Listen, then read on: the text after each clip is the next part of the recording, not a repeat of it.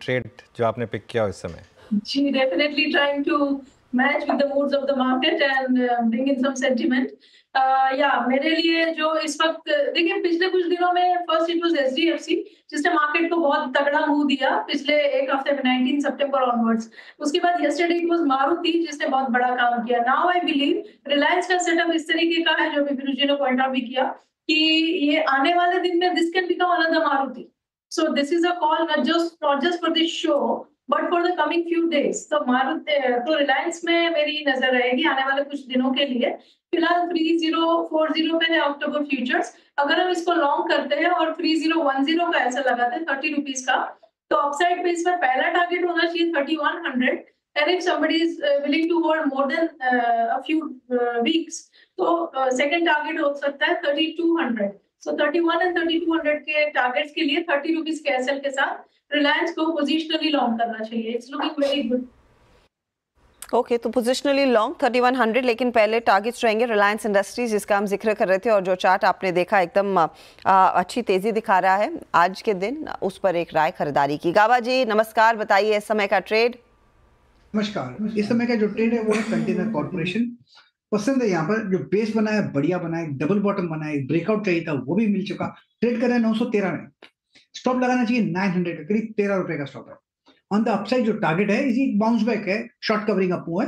On the upside जो target है 940 के नजर आते हैं। ये स्पिल ओवर ट्रेड हो सकता है मंडे के लिए, आज भी हो सकता है। Container corporation safe bet on the long side.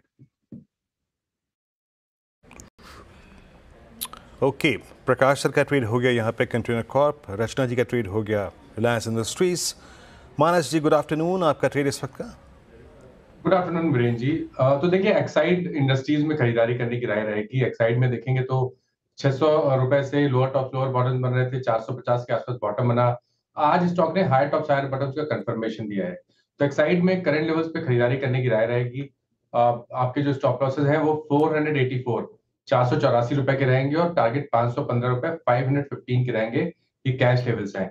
अगर आप चाहें तो ऑप्शन भी ले सकते हैं, 500 वाला कॉल ऑप्शन जो 18 रुपए पे ट्रेड हो रहा है, उसमें 12 रुपए के स्टॉप लॉस से खरीदारी करिए और 30 रुपीज के टारगेट सेट करिए। ओके, तो ये इस समय मानस के पिक एक्साइड इंडस्ट्रीज, इस पर लेना है आपको बेट। राजेश सतपुते के पास चलते हैं। राजेश जी गुड आफ्टरनून, क्या ट्रेड पिक कर रहे हैं? गुड आफ्टरनून अनुज जी। अनुज जी मेरे दोनों पिक चले गए, एक रिलायंस था और एक्साइड। दोनों का स्ट्रक्चर बेहतरीन स्ट्रक्चर है, पर कोई नहीं। अनुज जी देखिए, मेरी जो नेक्स्ट नजर रहेगी वो रहेगी केमिकल सेक्टर पे, और इसमें से दो काउंटर्स मुझे बहुत अच्छे लग रहे हैं। एक है Deepak fertiliser and the second one is SRF. तो अगर मुझे एक चुनना है देन डेफिनेटली मैं एसआरएफ के साथ ही जाना चाहूंगा, क्योंकि बहुत ही क्लीन ब्रेकआउट है ऑन अ डेली चार्ट। इसका टारगेट जो मेरा है वो 2550 2570 का होगा। 2500 के ऊपर हम बाय करेंगे। फ्यूचर में स्टॉप लॉस रहेगा 2475 का। ओके, तो 2475 का स्टॉप लॉस रखिएगा, 2550 की तरफ एसआरएफ बढ़ता हुआ। वाकई में रोटेशन हो रहा है, क्योंकि इन स्टॉक्स का हमने ज़्यादा जिक्र नहीं सुना था एटलीस्ट पिछले 2-3 हफ्तों में। अब वो फिर से रेडार पर आने लगे हैं। सोनी गुड आफ्टरनून, आपका ट्रेड? जी गुड आफ्टरनून एवरीवन। मेरा बाई रहेगा यहाँ पे दीपक नाइट्रेट पे। फ्यूचर्स पे खरीदारी करने की सलाह रहेगी। 2925 चल रहा है फ्यूचर्स पे। यहाँ पे स्टॉप लॉस लगाइए 2880। पहला टारगेट रहेगा 2960, उसके ऊपर सस्टेन करता है तो टुवर्ड्स 3000 पे एक बार टेस्ट कर सकता है।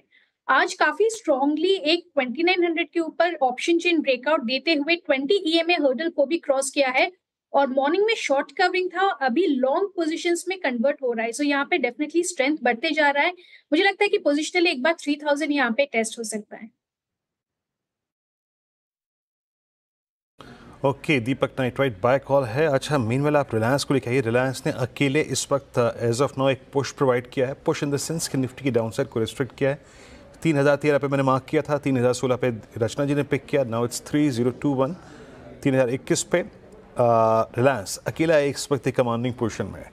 मयूरेश जुड़ चुके हैं हमारे साथ इस कार्यक्रम में। Mayuresh ji good afternoon. Mayuresh, commencement of new series October का महीना और फेस्टिवल, आप लोगों ने थीम क्या रखी है इस महीने के लिए और आपका प्रेफर्ड पिक क्या होगा इस वक्त? आफ्टरनून वीरू जी, आफ्टरनून अनुज जी, आफ्टरनून हर्षदा जी। तो हमें लगता है आई थिंक जैसे फेस्टिविटीज का एक सीजन स्टार्ट होगा 3 अक्टूबर से, कंज्यूमर डिस्क्रिशनरी स्पेंडिंग ये थीम ही रहेगी।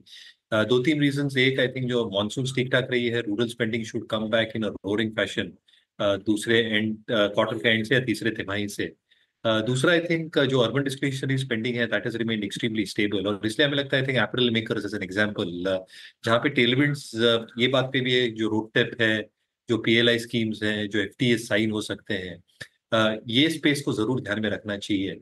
Integrated players like KPR, Vardhman should benefit. दूसरा I think jewellery stocks, obviously gold prices का जो एक रनअवे मूव देखा है, कल ही में एक थीमेटिक रिपोर्ट पढ़ रहा था जहाँ पे सिल्वर टू गोल्ड रेशियो जो है, एक्सपेक्टेशन यही मान के चल रहे हैं कि gold prices should remain at elevated levels, और सिल्वर में भी शायद एक राइज देखने मिलेगा। तो मुझे लगता है आई थिंक जो वेडिंग सीजन नजदीक आ रहा है और जो फेस्टिविटीज में एक ज्वेलरी की डिमांड बढ़ती है, obviously gold and jewellery players should remain in focus. Third I think जो हम देख रहे हैं इन टर्म्स ऑफ इंफ्रास्ट्रक्चर, यहाँ पे आई थिंक एक बैकबोन रहेगा इंडियन इंफ्रास्ट्रक्चर का, इसलिए हमें लगता है I think this theme will keep on continuing. और यहाँ से जो हम चुनिंदा स्टॉक्स पिक कर रहे हैं, I think Penner industries example, JSW infra, ये हमारे वॉच लिस्ट पे है, क्योंकि हमें लगता है आई थिंक जो पोर्ट कैपेसिटीज हैं, जो ये कंपनी 2.5 टाइम्स करना चाहती है अगले 5 वर्षों में, जो बैलेंस शीट स्ट्रेंथ है, they got almost 200 crores in terms of cash on their books, और जो हम एक्सपेक्टेशन बांध के रख सकते हैं इन टर्म्स ऑफ वॉल्यूम ग्रोथ, जो जेएसडब्ल्यू ग्रुप है वहां से कंट्रीब्यूशन अभी सिर्फ 50% रहा है, तो margin accretion along with very strong earnings growth, return ratios को भी सहारा देंगे। तो I think ये 2-3 themes we are trying to play over the next couple of quarters. Okay, अच्छा मीरेश जी, ये गोल्ड पे आपका बहुत कंस्ट्रक्टिव, बहुत पॉजिटिव व्यू है सभी गोल्ड स्टॉक्स पे। आप सिर्फ लोग कंपनी के बाय कॉल दे रहे हैं या फिर कुछ कंट्रीब्यूट कर भी रहे हैं इनके नंबर्स के लिए? कुछ हौसला है इस प्राइस पे 75-76 पे शॉपिंग करने का है?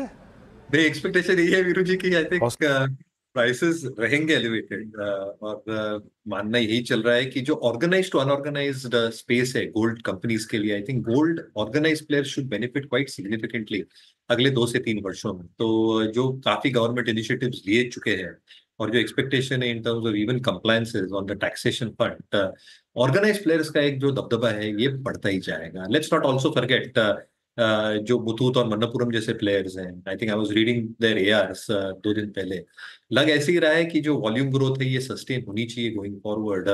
जो टनेज इनके पास है, जो लेवरेज बचेगा आफ्टर इंटरेस्ट रेट कट्स, और जो एक्सपेक्टेशन हम बांध के चल रहे हैं इन terms of spreads being constant and being improving going forward, क्योंकि आई थिंक बैंक्स जो फोकस कर रही थी ये सेगमेंट से, आई थिंक बैंक्स का फोकस अभी क्लियरली कोर बैंकिंग पे जाने वाला है as per the RBI directive.